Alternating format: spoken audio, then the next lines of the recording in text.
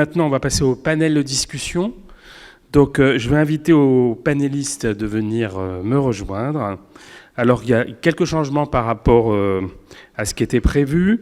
Donc, nous n'avons pas Mehdi Karkouri, mais nous avons la chance d'avoir Kamal Mohamed Fiali du Casablanca, qui a pu le remplacer au pied levé, et merci vraiment beaucoup. Aïda Berish, qui faudrait que puisse venir également. Merci beaucoup.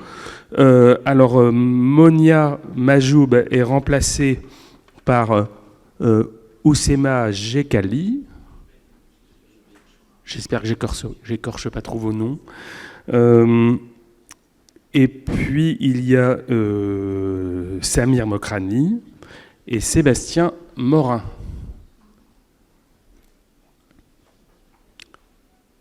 Samir Mokrani. Ah ouais, non, où est-ce qu'il est, Très bien. Donc en fait, on va commencer par un petit, j'allais dire, pas tour de table, tour d'estrade. Ce que je vais vous demander, c'est de parler de 5 minutes, qui vous êtes, ce que vous faites, 5 minutes. Hein. Et surtout en quoi ce que vous faites et vos réflexions peuvent apporter, comment vous pouvez contribuer au fait que la Tunisie puisse encore s'améliorer dans la réponse par rapport à votre expérience. Donc c'est ça la consigne. Donc vous avez 5 minutes chacun, et une fois qu'on aura fait ce tour, on aura un temps plutôt vers la salle, où il y aura une discussion collective avec tout le monde. Donc, allez, on y va. Merci. Bien, bonjour tout le monde. Mon nom, c'est Kamel Marhoum Filali. Je viens de Casablanca. Je suis, disons, un élément très actif dans la lutte contre l'infection à VIH-Sida au Maroc depuis pratiquement le premier cas au Maroc, c'est-à-dire depuis 1986. Je suis actuellement chef de service des maladies infectieuses au niveau du CHU de Casablanca. Je suis membre fondateur de l'ASS, qui est l'association de lutte contre le sida au Maroc. Qu'est-ce que je peux dire d'autre aussi, c'est que nous avons, avec les autres collègues au niveau du Maroc, passé des étapes qui n'étaient pas faciles du tout. Je sais de quoi je parle. Il y a beaucoup d'obstacles, mais je pense qu'on arrive au fur et à mesure à, disons, régler tous ces obstacles et aller de l'avant. Et je pense que nous travaillons en étroite collaboration avec les différents amis et collègues du Maghreb. Et je remercie professeur Chakroun, qui, je pense, c'est lui qui a dû, disons, pousser vers mon invitation. Et je serai heureux ici de partager avec vous les choses que je connais à travers mon expérience, que ce soit dans la prise en charge de l'infection à VIH ou que ce soit dans tout ce qui est plaidoyer, dans tout ce qui est action au niveau communautaire, même si le côté communautaire, je l'ai quitté depuis pas mal de temps, mais je suis quand même tout ça, et je me ferai un plaisir de répondre à certaines questions. Bien sûr, je ne ferai pas mieux que la personne que je remplace, professeur Mehdi Karkouri, qui est lui le président de l'association de lutte contre le sida, mais comme je connais certaines choses, je pourrai toujours apporter ma contribution. Voilà.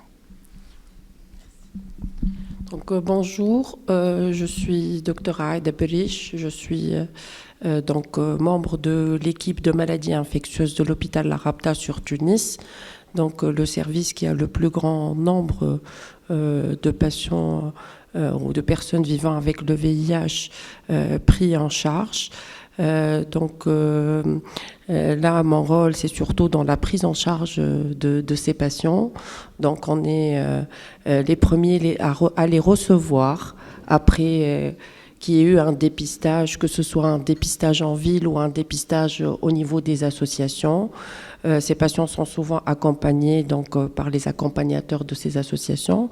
Mais on reçoit aussi des patients qui consultent de leur propre chef, soit par un dépistage, et nous disposons de tests rapides au service, donc on peut le faire, et de patients qu'on hospitalise, bien sûr, des urgences ou des autres structures.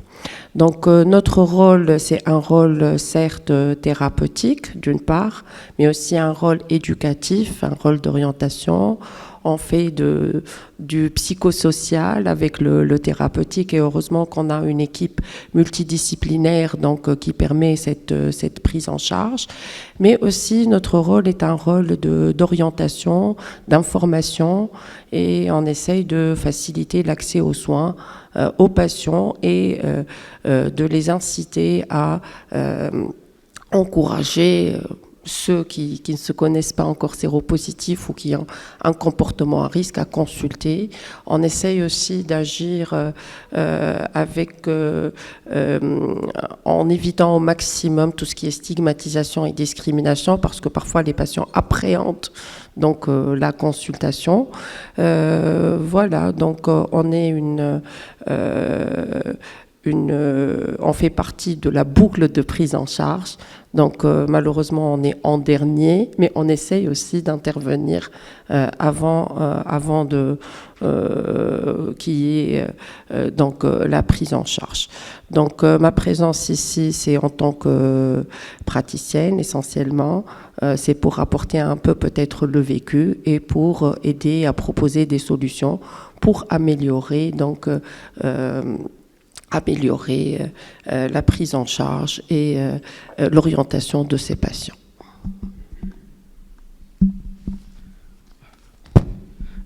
Bonjour tout le monde, je me présente Oussem Ajbeli, le coordinateur de l'espace communautaire ATL MSTC de la région de Sousse.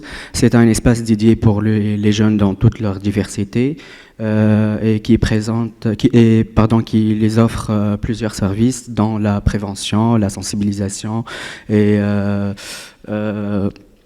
et le renforcement des capacités des MSM. Donc, on sait très bien que la prévention combinée, c'est un paquet de services dédiés aux populations clés. Mais le problème, c'est l'indisponibilité de certains services, dont l'autotest. Je cite aussi l'exemple de l'indisponibilité des gels lubrifiants à certains moments durant quelques mois, et je vais mettre l'accent aussi sur la qualité des services, des préservatifs et la qualité des gels lubrifiants. Je veux mettre l'accent aussi sur la PrEP et l'accès à la PrEP, ce qui est un peu difficile auprès des populations. On a par rapport à la population MSM, on a rencontré des nouvelles habitudes, des nouveaux comportements à risque dans le chemsex. Donc, ça peut créer aussi une augmentation des IST chez cette population. Je cite que les IST sont plus fréquentes chez la population MSM que l'autre population. Je donne aussi l'exemple du méthadone qui n'est pas encore disponible à Tunis, sachant qu'on a plaidé plusieurs fois dans le méthadone. Quoi d'autre ?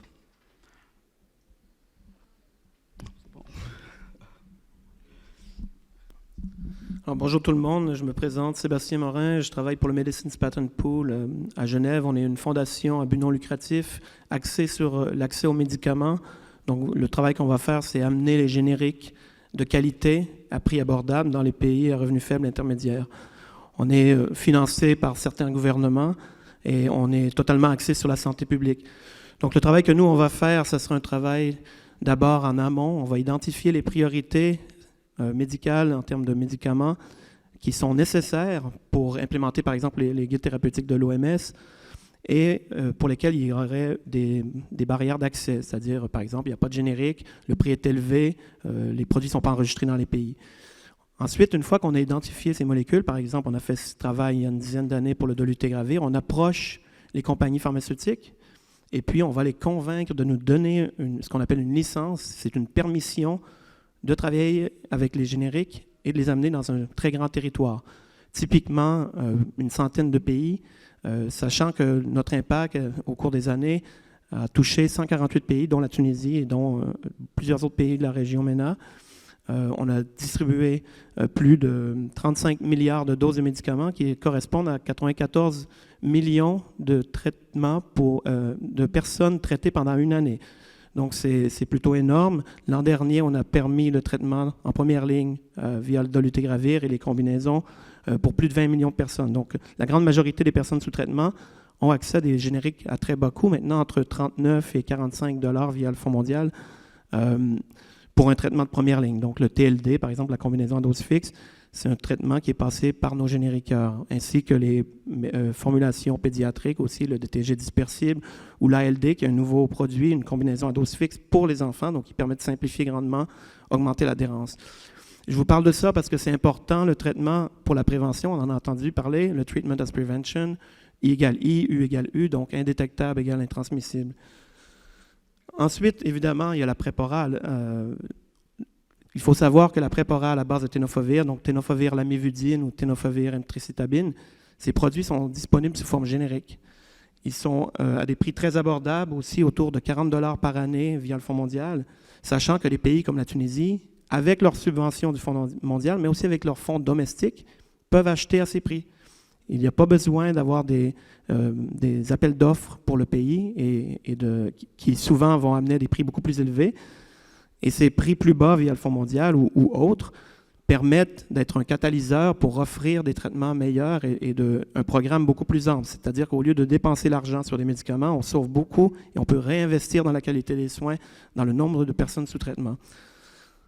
Évidemment, quand on parle de PrEP, beaucoup de personnes vont parler de la PrEP injectable qui arrive à grands pas, qui a commencé déjà à être utilisée dans certains pays à base de cabotegravir à action prolongée. C'est un injectable.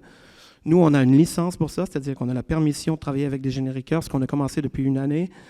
On estime que les génériques pourront être sur le marché vers 2026-2027. Donc, il y a encore quelques années en avant, mais c'est maintenant le moment de planifier cette utilisation qui va être complémentaire à la PrEP orale. Il faut savoir aussi que la Tunisie et tous les pays à revenus faibles intermédiaires de la région MENA peuvent accéder au dolutegravir et tous les produits à base de dolutegravir, ainsi que la PrEP injectable qui va être disponible sous forme générique. Donc, le prix très bas qu'éventuellement les programmes comme le Fonds mondial auront pour cette alternative seront disponibles aussi pour la Tunisie. Donc, pour finir un peu cette première intervention, j'aimerais simplement parler résumer sur 4 recommandations qui, en fait, sont des opportunités pour la Tunisie et la région MENA. D'abord, il faut continuer à augmenter la couverture du traitement. On a entendu parler ce matin, 26% seulement en Tunisie sont sous traitement. On a une opportunité avec un traitement qui est très peu cher, environ 40 $ par année. On peut traiter une personne avec une charge virale indétectable, un produit innovateur qui existe même pas en combinaison à dose fixe dans les pays à revenus élevés. Deuxièmement, il faut offrir la PrEP orale, augmenter l'offre. On a entendu parler des plans qui ont débuté et puis de cette intention d'élargir l'offre. Il faut le faire. Ça va permettre de complémenter le traitement et vraiment de réduire l'incidence. Et puis, il faut aussi commencer à réfléchir, est-ce que dans mon pays, ce serait utile d'avoir la PrEP injectable, pas en remplacement de la PrEP orale, mais en complément, c'est-à-dire pour les personnes pour lesquelles ce serait peut-être difficile d'avoir la PrEP orale. L'idée étant que si on a des meilleures offres, des meilleures opportunités, des options, on va pouvoir couvrir plus de personnes, avoir une meilleure adhérence et des résultats qui vont être bien meilleurs. Et puis, finalement, je vous invite à être en contact avec nous. Nous, on travaille pour les pays, donc on est disponible pour aider, parler au gouvernement, la société civile, vous donner les outils, vous dire qu'est-ce qui est disponible où et à quel prix. Parce que ce n'est pas simplement avoir accès à un générique, mais un générique, c'est une compagnie qui a aussi besoin de faire des affaires. Évidemment, si on ne leur met pas devant eux des attentes et la compétition, les prix vont être plus élevés. Donc, nous, on peut vous guider dans ce processus. Voilà, merci.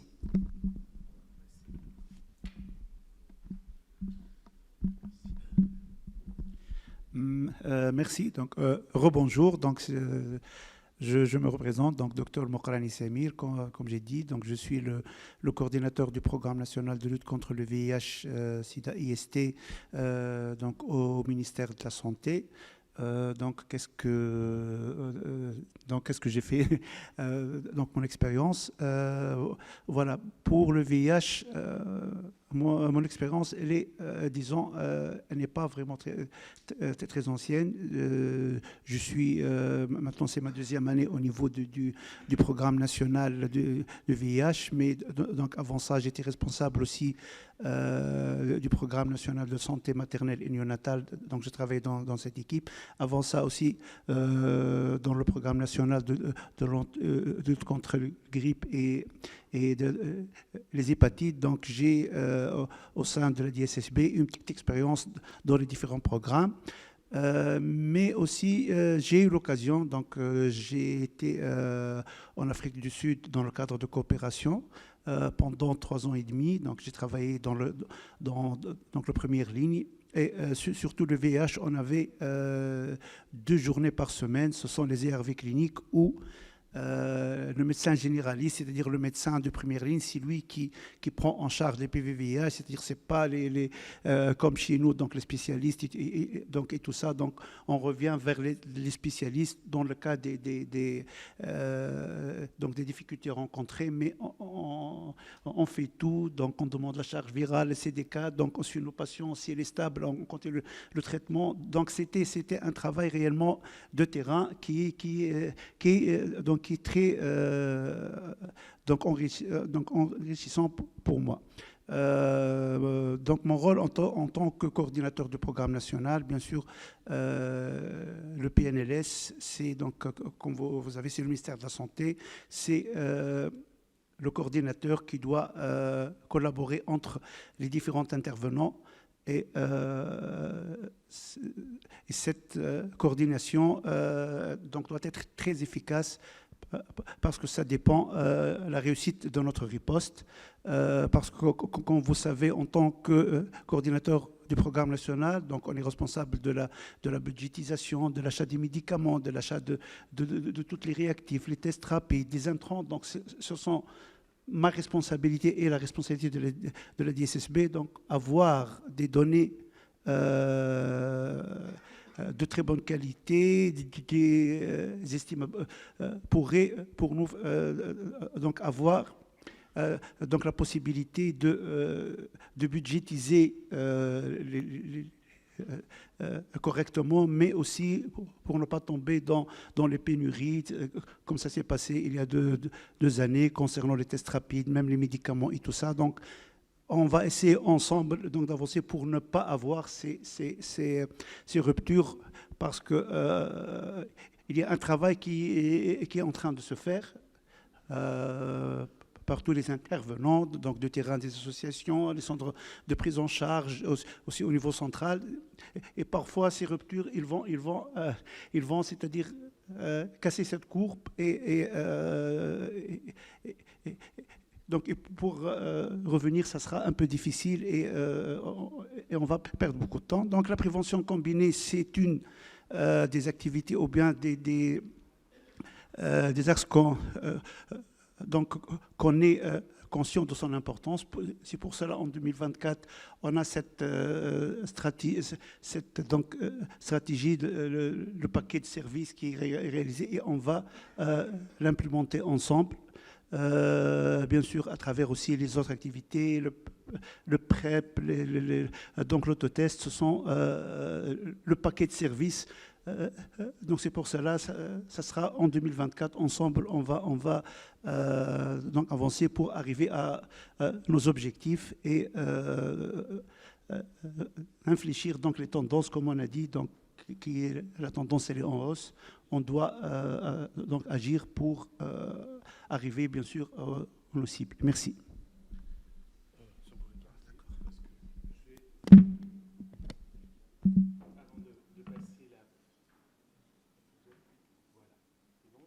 Non. Si. Avant qu'on ait la discussion avec la salle, moi j'aimerais bien que chacun d'entre vous imaginez mettons dans 4-5 ans, qu'est-ce que vous imaginez que les choses vont changer par rapport à ce que vous faites aujourd'hui? Par exemple, je sais pas, au niveau du soin, vous dites que vous êtes à la fin de la chaîne. Dans d'autres pays, on voit quand même que c'est aussi les soignants, ils ont aussi un rôle dans la prévention, et y compris dans les programmes de PrEP, par exemple. Donc, comment vous voyez votre rôle dans 5 ans? Et pareil, au niveau associatif, comment on imagine que seront devenus les militants associatifs aujourd'hui, qui font la prévention comme ils peuvent, avec ce qu'ils ont, et comment ça va impacter ça dans 5 ans? Et j'aimerais bien, en tout cas, avoir vos retours.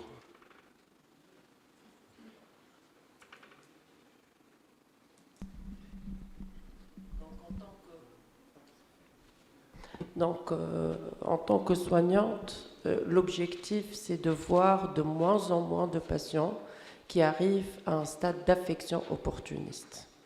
C'est ça l'un des plus grands souhaits, c'est de voir les patients le plus précocement possible, parce que là, malheureusement, on voit encore des patients au stade d'affection opportuniste, que ce soit des pathologies infectieuses ou autres.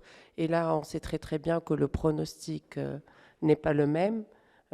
Donc là, c'est un objectif, à mon sens. Un autre objectif, c'est d'avoir de voir de moins en moins de gens, de patients, je m'excuse, ou de personnes qui consultent pour la PEP, ne savant pas de quoi il s'agit exactement, alors qu'il devrait y avoir d'autres solutions pour éviter d'arriver, d'être en état de catastrophe, disons, d'être anxieux, d'être inquiet, de ne pas savoir qu'est-ce qui nous attend. Heureusement, on est déjà à un stade où le traitement a été nettement allégé, puisqu'on dispose d'antirétroviraux combinés. Donc, moi, quand j'ai commencé ma petite carrière, les patients prenaient 6 à 8 comprimés par jour. Non, là, on est à un comprimé par jour. Donc, c'est vraiment déjà un grand pas.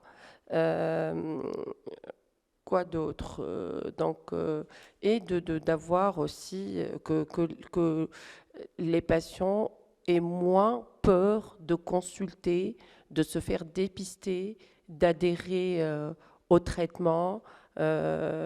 Ça, ce sont des objectifs, je crois, qui sont assez importants. Une autre question que je me pose, là, on parle d'autotest. Donc, est-ce que notre population à nous est vraiment prête pour les autotests? Là, c'est une question que je pose, parce que déjà, la plupart se font dépister au niveau de centres qui sont bien, où il y a des personnes bien formées, qui orientent, et quand même, on n'arrive pas, comme je l'ai dit tout à l'heure, à avoir tous les patients qui adhèrent. Donc, autotest, point d'interrogation. Je ne mets pas en doute l'importance de cet autotest, mais est-ce que l'autotest va vraiment permettre d'avoir plus de personnes qui consultent et qui adhèrent au traitement? Là, je termine par une interrogation. Je ne sais pas que sera la situation dans 4-5 ans, mais c'est une question que je me pose. Voilà.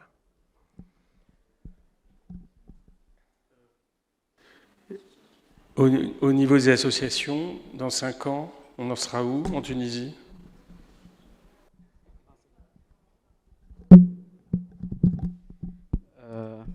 Pardon.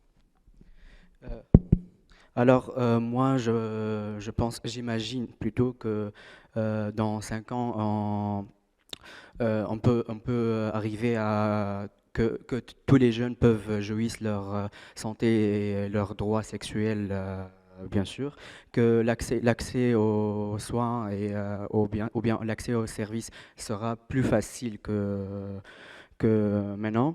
Peut-être aussi toucher et sensibiliser tous les bénéficiaires, tous les EP, tous les prestataires de services sur les IST, leurs droits sexuels, reproductifs.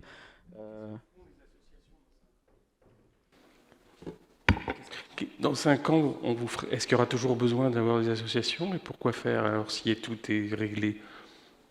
J'ai pas compris. Ma question, c'est plutôt le travail d'un militant associatif dans 5 ans sera-t-il le même qu'aujourd'hui?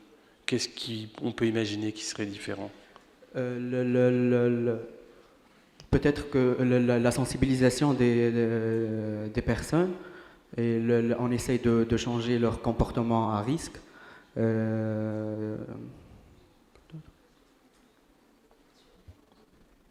Ok. Et Sébastien, est-ce que dans 5 ans, on arrivera enfin à avoir des molécules de PrEP injectables partout dans le monde? Parce que Patton Pool, tu nous as expliqué, c'est très bien, ça permet d'avoir des molécules un peu partout, mais c'est long quand même. Par exemple, il y a terriblement besoin de PrEP injectables un peu partout. Et on voit que le gap qui est entre les pays du Nord et les pays du Sud, il continue à exister malgré le fait que le Patton Pool existe. Donc ça prend encore un temps fou. Est-ce que dans 5 ans on y arrivera? J'ose espérer. Il y a différentes pistes pour améliorer la vitesse d'accès. Nous, déjà, de notre côté, ce qu'on a fait et ce qu'on va faire de plus en plus, c'est de regarder plus en amont au niveau de la recherche. Ne pas attendre que les médicaments soient disponibles déjà dans les pays plus riches, qui sont dans les guidelines de l'OMS, mais d'être proactif, de prendre des risques et d'aller vers les compagnies pour obtenir cette permission de travailler avec les génériqueurs. Dans le pipeline, comme j'en ai parlé, il y a la cabotegravir à action prolongée. Si tout va bien, dans 3-4 ans, on va l'avoir en générique. C'est long, mais on travaille à raccourcir ce délai. Le délai, originalement, il était autour de 6 ans. Avec du transfert de technologie qui a déjà eu lieu fin de l'année dernière, on a raccourci d'1 à 2 années. Et puis on travaille avec différents partenaires pour aider les génériqueurs à avancer plus vite. Une partie qui est très, très importante pour que les génériqueurs puissent avancer plus vite consiste à donner des signaux aux génériqueurs, des signaux qui vont dire on a besoin de ce produit, on va l'utiliser. Le signal vient de la communauté, il vient des gouvernements, il vient des financements qui sont planifiés. Et quand les compagnies voient ça, elles vont dire écoutez, moi, j'ai planifié 8 molécules différentes sur lesquelles je travaille dans toutes sortes de maladies, mais je vois que pour la PrEP injectable, il y a une forte demande et il y a vraiment un investissement que je vais pouvoir faire avec un retour. Les compagnies génériques, comme j'ai dit, ce sont des compagnies qui font un profit.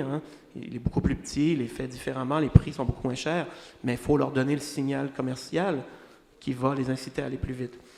Il faut éviter, pour les pays et les gouvernements, au niveau de l'enregistrement, d'abord, mettre dans les guidelines de façon proactive, ne pas attendre. L'exemple de la Tunisie, je pense qu'il y a des leçons à en tirer. Le dolutegravir n'a pas été mis dans les guidelines de la Tunisie au tout début en même temps qu'une centaine d'autres pays. Il a été fait en décalé de plusieurs années. C'est une opportunité manquée. Et on espère que ça ne se produira plus avec les nouvelles molécules. Quand il y a déjà des guidelines de l'OMS qui disent voici c'est le meilleur truc qui existe et il est disponible de façon très abordable et très vaste, il faut aller de l'avant. Donc pour le cabotegravir, on espère que ces étapes seront franchies en amont, donc avant que le produit soit disponible, parce que ça prend du temps, il faut planifier. Et l'autre aspect, c'est d'éviter de dupliquer ce qui existe déjà, c'est-à-dire ne pas recommencer à faire des appels d'offres quand il y a déjà des prix négociés par le Fonds mondial, par exemple. Parce que de toute façon, le prix ne sera pas plus bas et on va simplement perdre du temps. Ne pas demander des études cliniques qui dupliquent celles qui ont été faites. Parfois, certains pays vont demander faire une petite étude avec ma population.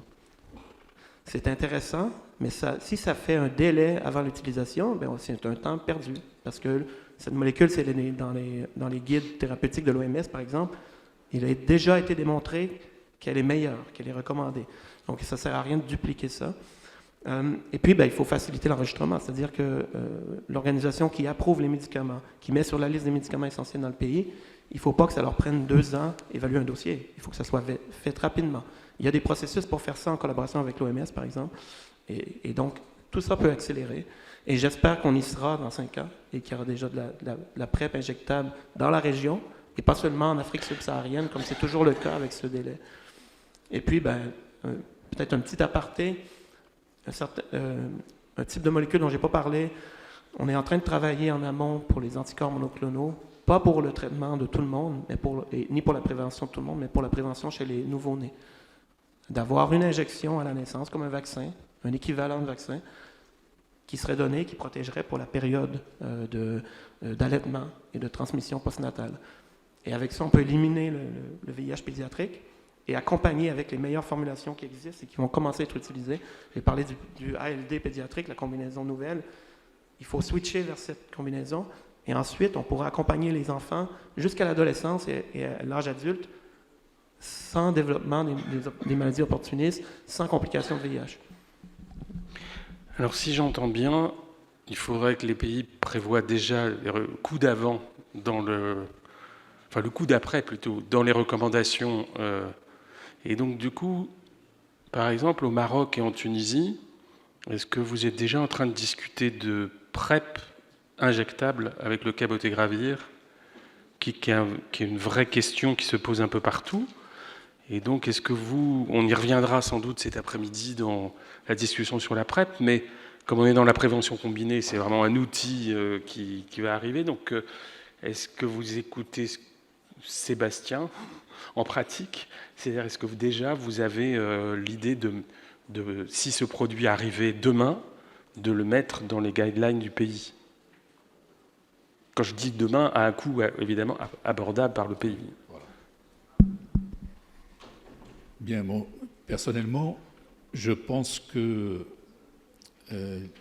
les actions de la communauté sont extrêmement importantes et même dans 5 ans, elles seront toujours aussi importantes.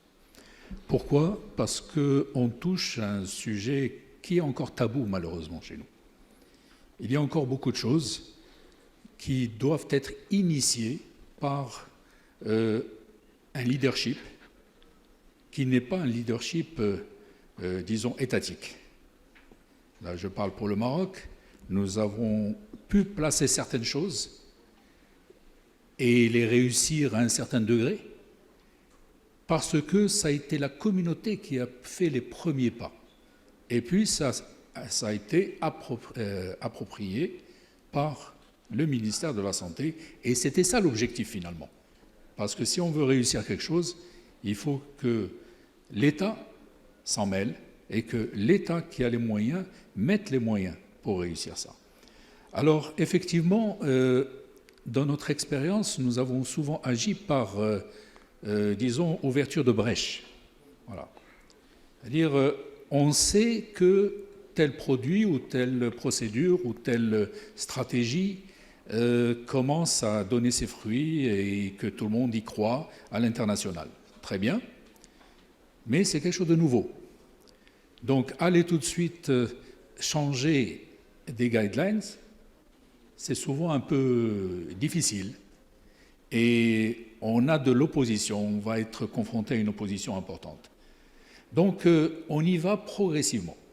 Bien sûr, on perd du temps, ça c'est clair. Mais il vaut mieux y aller progressivement, ouvrir la brèche. Mais une fois que la brèche est ouverte, on peut aller plus loin, parce qu'on a effectué le premier pas. C'est ce que nous avons fait avec le dolutegravir. Nous avons commencé, mais pas à 100%. On ne s'est pas dit on arrête ça et on va passer à ça. On a commencé très progressivement, en faisant attention, parce que, vous savez, les commandes de l'État sont parfois des commandes qui sont très lourdes. Et pour peu qu'il y ait, disons, que personne ne soumissionne à cette commande, ben on risque de nous retrouver avec rien du tout. Alors qu'on a visé un nouveau produit. Et donc, il vaut mieux ne pas mettre toutes ces billes dans le même paquet et y aller progressivement. Voilà. Alors maintenant, à ta question, Bruno, donc, je dirais que pour la PrEP injectable, c'est quelque chose qui nous intéresse beaucoup. On a commencé déjà à en parler entre cliniciens, à en parler au niveau communautaire, donc l'association de lutte contre le sida en particulier. Et nous avons mené cette réflexion au niveau du ministère, au niveau du PNLS, pour commencer. Bien sûr, rien n'est encore décidé. Parce que quand on voit les prix actuels, c'est illusoire. C'est illusoire. Mais on sait que par expérience avec tous les autres produits qu'on a eus, que les prix vont chuter, surtout avec l'apparition des génériques, mais il va falloir qu'on se prépare. Et dès que... maintenant, je pense que tout est prêt. Dès qu'on a l'opportunité prix, ben là, on va pouvoir les placer. Et le ministère déjà informé, et le ministère sait qu'on a besoin de ce produit, et que dès qu'il sera accessible financièrement, ben on va y aller. Bien sûr, on ne mettra pas tout le monde sous PrEP injectable, ça c'est clair. Mais il y a des situations où on a besoin de ce type de prévention. Merci beaucoup. Donc, je pense que donc la Tunisie et le Maroc, donc c'est peut-être c'est le même processus. Donc, concernant, comme il a dit, donc professeur, pour nous aussi, donc en Tunisie, tout se fait progressivement. Comme l'introduction de dolutegravir aussi, donc ça a été donc initié en 2022, à partir de juin 2022, et maintenant on est en train de passer progressivement à 100% un nouvel protocole. Pour le PrEP injectable.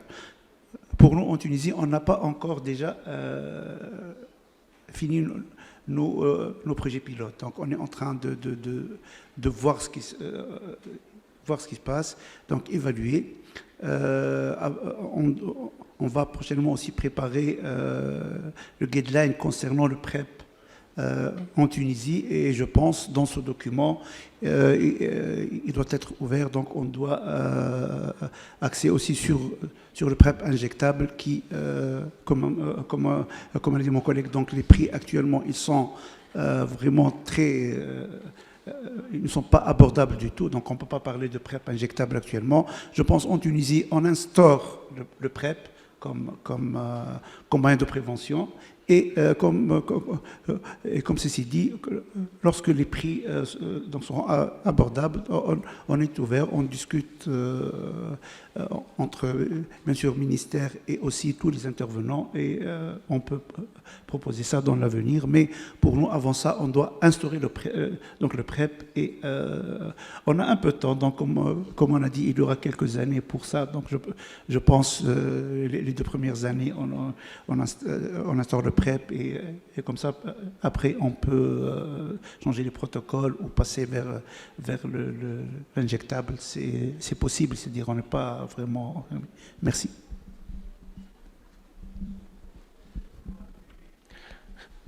Bien. Et peut-être une dernière question avant de tourner vers la salle. On parle beaucoup de prévention combinée. Je voudrais savoir ce que vous pensez de ce terme. Je sais qu'en France, les associations n'aiment pas du tout ce terme. Et on parle de prévention diversifiée. Alors, est-ce que vous, dans vos contextes, c'est pas un problème, ou est-ce que vous mettez... parce que derrière prévention combinée, on entend qu'il faut que chacun utilise tous les outils. Et c'est pas un choix. Donc et puis, c'est dommage que Nesri n'était pas là, parce que tout à l'heure, on avait aussi l'impression qu'il y avait cette combinaison individuelle qui était parfois évoquée. Et donc, je voulais savoir ce que vous en pensiez. Est-ce qu'il faut vraiment combiner tous les outils, ou est-ce qu'il faut avoir un éventail? Quel est votre point de vue là-dessus? Allez-y, en fonction de ce qui vous inspire. Donc, à mon sens, peut-être que le terme diversifié est plus approprié, parce que si on parle de combiner, ceci impose donc une conduite ou impose une façon de faire, alors que quand on dit diversifié, donc la personne concernée a le choix donc de choisir parmi ces différentes opportunités, disons, de choisir celle qui lui convient le mieux, en combinant 2 ou 3 parmi ce qui est proposé, et ne pas être obligé. On n'est pas dans l'obligation, là on va plutôt dans le choix tout en garantissant donc la prévention. Donc peut-être que le terme diversifié est plus approprié parce qu'on sait que l'être humain, quand il est obligé de faire quelque chose, il n'adhère pas de la même façon que quand il a le choix. Donc laisser le choix peut-être permettra une meilleure action. C'est mon avis personnel.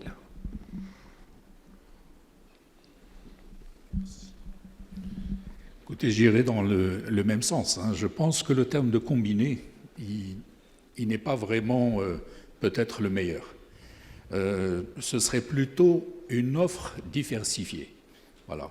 Et après, à tout un chacun de choisir ce qui lui va le mieux. Voilà. Peut-être à ce moment-là, ce sera une combinaison de plusieurs méthodes. Mais je pense que le terme de dire combiner après de les lister, non, on ne va pas mettre en œuvre tout ça. Je pense qu'il faut laisser la personne, disons, parce qu'on n'est pas, on n'a pas les mêmes situations tous. Et donc, on peut se mettre, par exemple, le cas que je connais peut-être le mieux en clinique, c'est le cas des couples sérodiscordants. Bon, là, quel était notre, disons, notre credo auparavant? On disait, attention, bien sûr, il y a toujours un risque de transmission, utilisez le préservatif pour que celui qui est séronégatif reste séronégatif. Bon, on a tempéré un petit peu après quand il y a eu charge virale indétectable égale non-transmission, mais si la personne qui est séronégative veut se protéger beaucoup plus, pourquoi pas? Donc là, on peut lui proposer ce qui revient à une PrEP. Donc, cette personne peut prendre une PrEP.